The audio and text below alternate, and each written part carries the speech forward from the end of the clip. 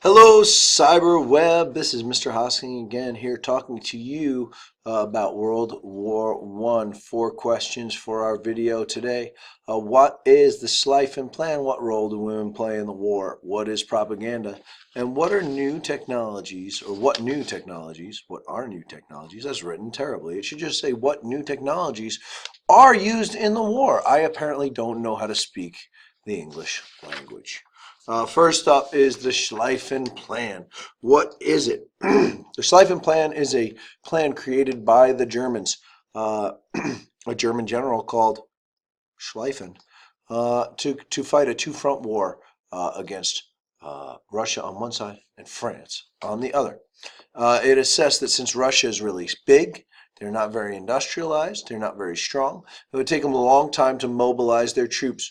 So Germany must quickly attack and defeat France, and then turn its forces against Russia.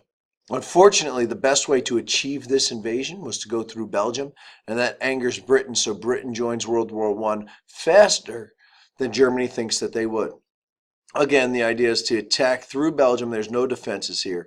France is defended along the border between Germany and France. So Germany bypasses that defense. They want to capture Paris as fast as possible. And they're going to move through France back to Germany, get onto their trains, go over to the other side, and fight Russia. So instead of fighting a two-front war, it's Germany's idea to fight one front and then go to the other side and fight the other front. So it's like two different one-fronted wars. Unfortunately, with propaganda and issues, the British are able to promote to their population that Germany really has atrocities in Belgium. They burn down villages. They rape the women. You can see in this poster right there, they're kind of promoting like this negative behavior by the Germans. So the British are like, oh my God, we have to stop these people. So the British join into the war and fight in France. They mobilize very quickly, and they are able to then get their troops together, mobilize, and invade France, or German-controlled France.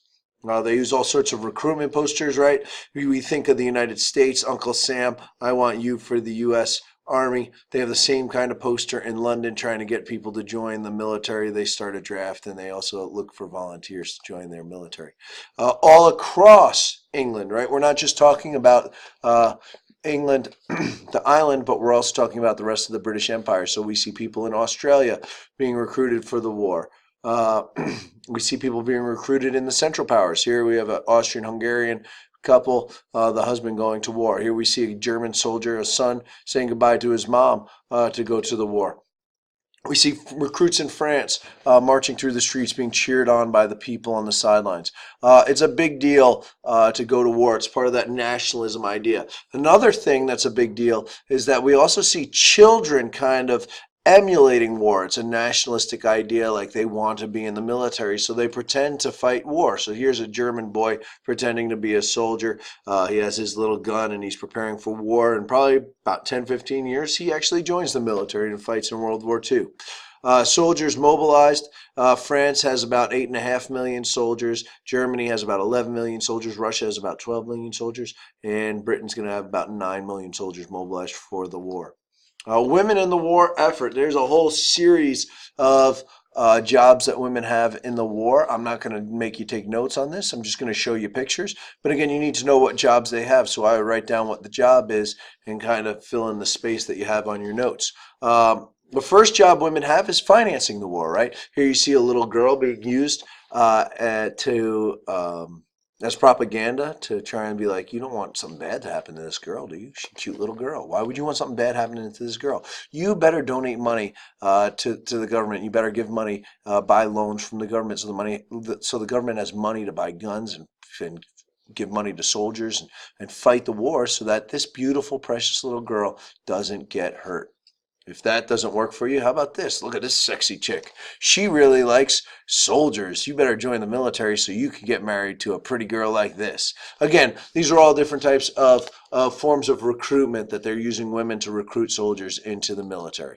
Munition workers. Women are going to be used to create ammunition. Working in factories to create guns, also to shoot the long-range guns. to fight against the enemy. Whoa, I went too far.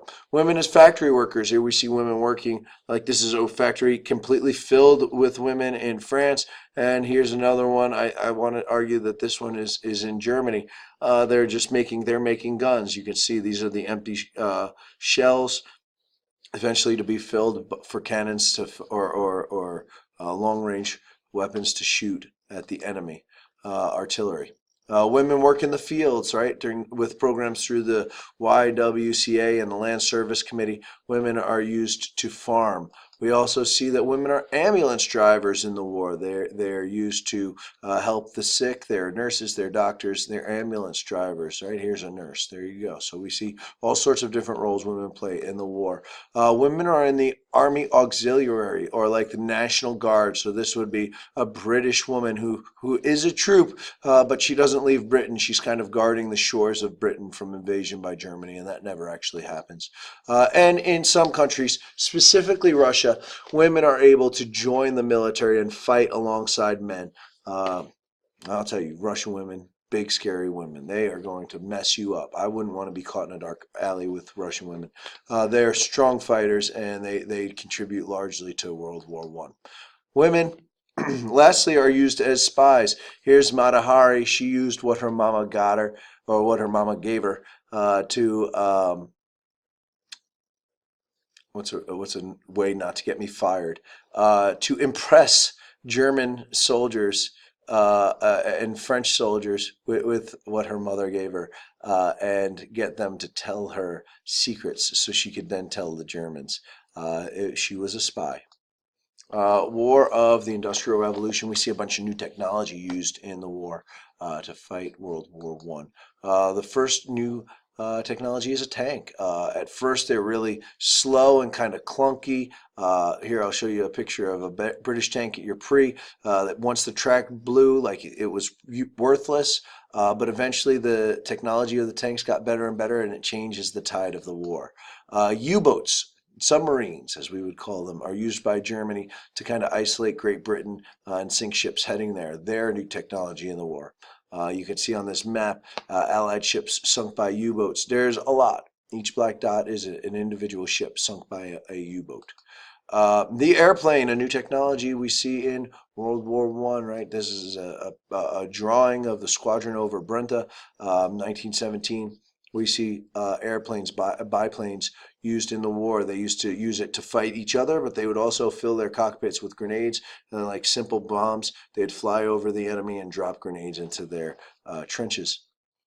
Here's an American aircraft plant. You can see like each of these is the body of an aircraft that they're building.